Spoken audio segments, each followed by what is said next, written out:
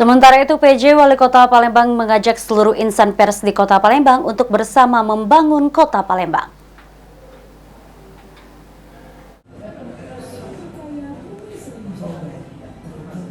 Hari Pers Nasional yang diperingati setiap tanggal 9 Februari dengan mengusung tema pers mengawal ketahanan pangan untuk kemandirian bangsa.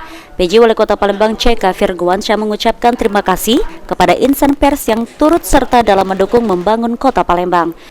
Selain itu, CK mengajak untuk selalu menjaga kondusivitas dan menjalin komunikasi yang baik bersama pemerintah, masyarakat dan insan pers yang ada di Kota Palembang dalam memberikan dukungan dalam membangun Kota Palembang. Palembang seperti apa?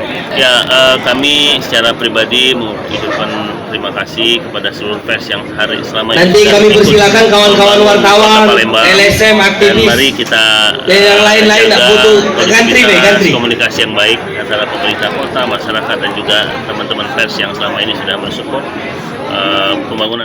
CK berharap di Hari Pers Nasional kolaborasi antara pemerintah Kota Palembang bersama insan pers dapat terus terjaga dalam memajukan Kota Palembang untuk kesejahteraan masyarakat Kota Palembang. Eki Saputra, PAL TV.